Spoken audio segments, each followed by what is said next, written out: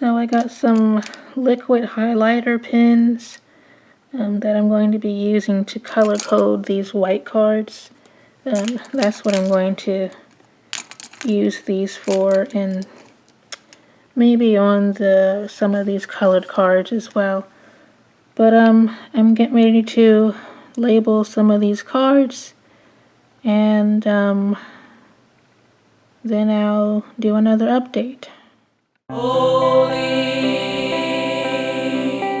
and righteous, worthy is the King of Kings. Holy and righteous, worthy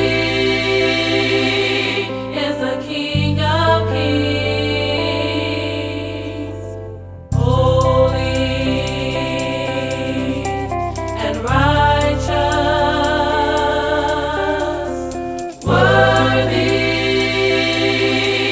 is the King of Kings. Holy and righteous, worthy is the King of Kings.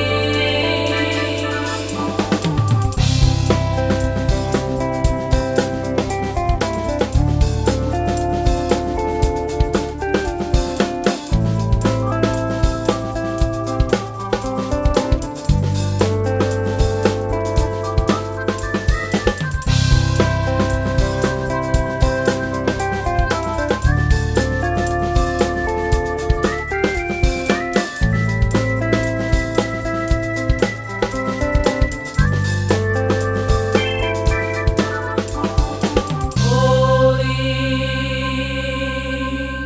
and righteous, worthy is the King of Kings. Holy and righteous, worthy is the King of Kings.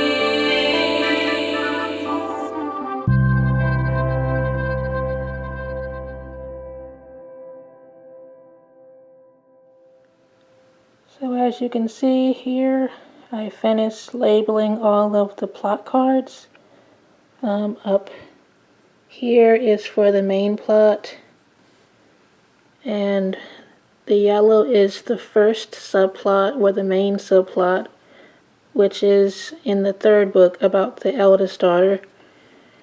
And the blue is the second subplot, and I just have some act cards that these will be going underneath, and the purple is for the third subplot about Denise, and that's what these purple act cards will go under.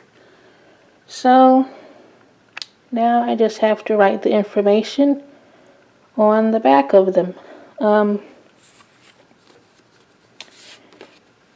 The cards are actually, the front of them will be upside down for a reason, because of how I'm going to have them taped on the wall, as I'll demonstrate Laura Willing later. So typically when I do the character arcs, I like to do it by hand first before I actually type it inside of my Notion. So this here is the start of Chandra's character arc. As you can see, I just drew the arc here and labeled it.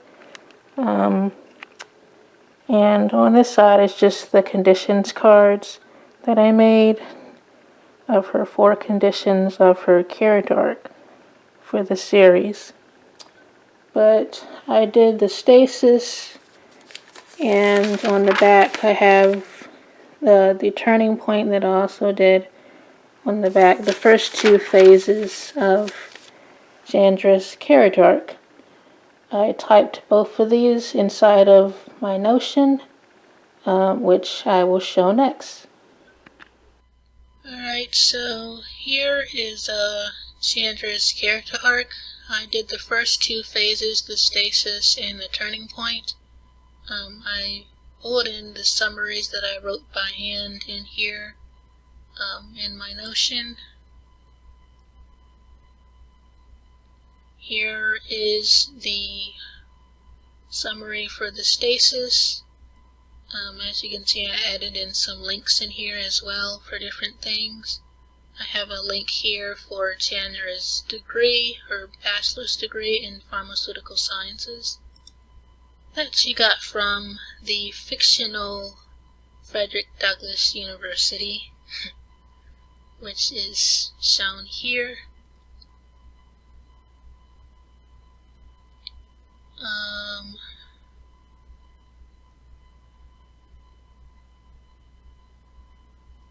gonna go back.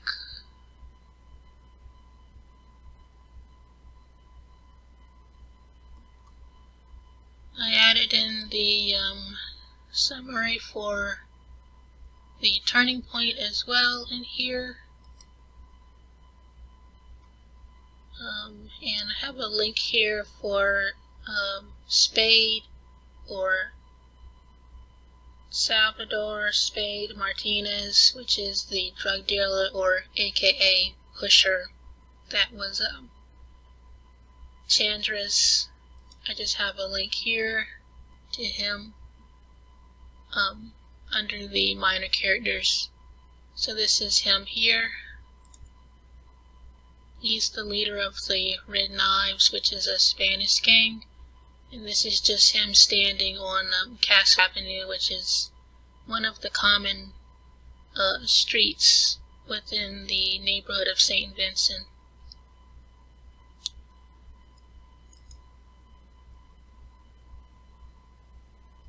So I just have to do her dilemma and then the resolve in her new normal, and then Chandra's character arc will be done. Underneath here I just added some links to some of the other character arcs, just so I don't have to go to their profile, keep going back to their profile in order to get to their character arcs. I just put links in here.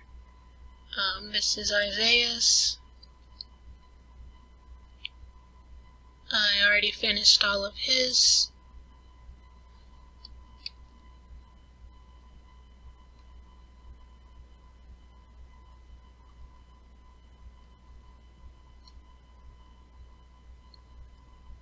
And I also have a link to Denise's,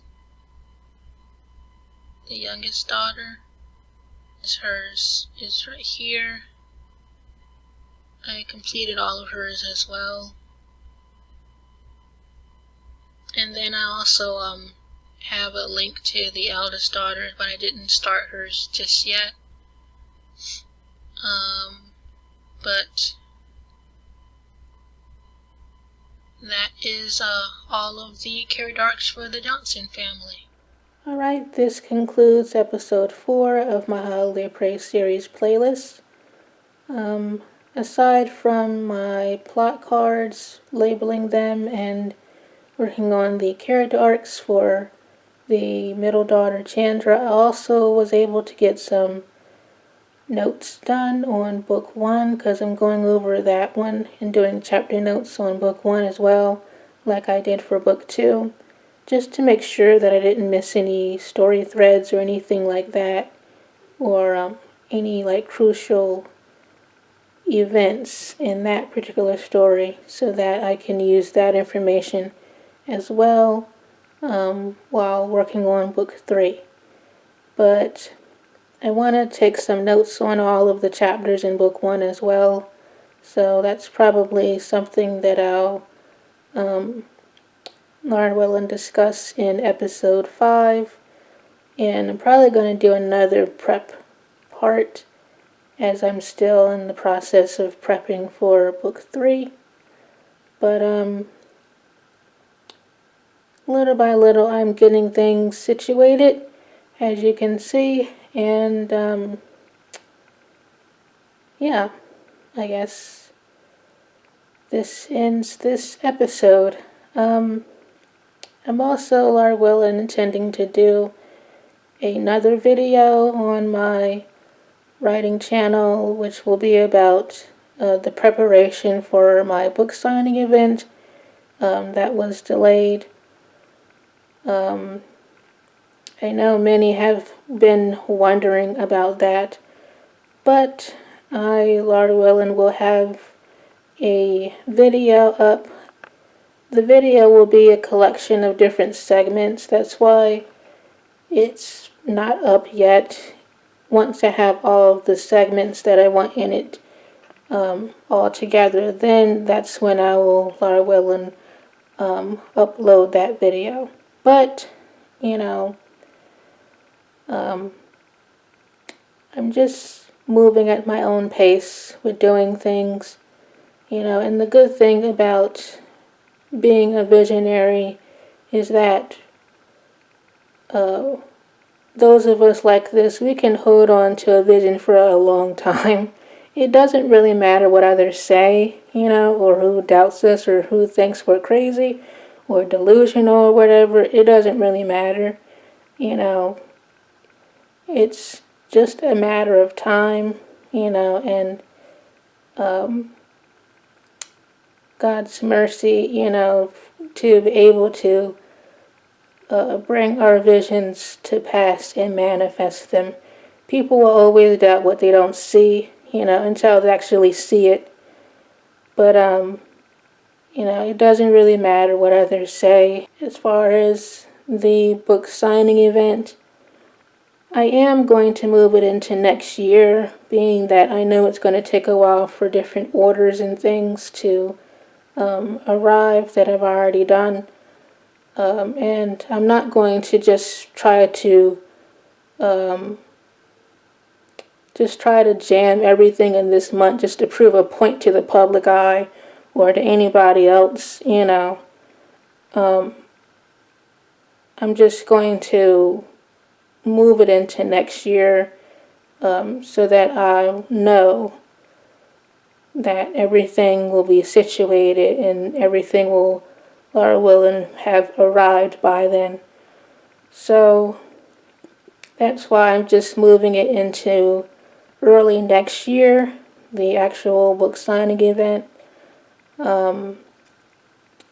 And yeah, I guess that's it for this episode.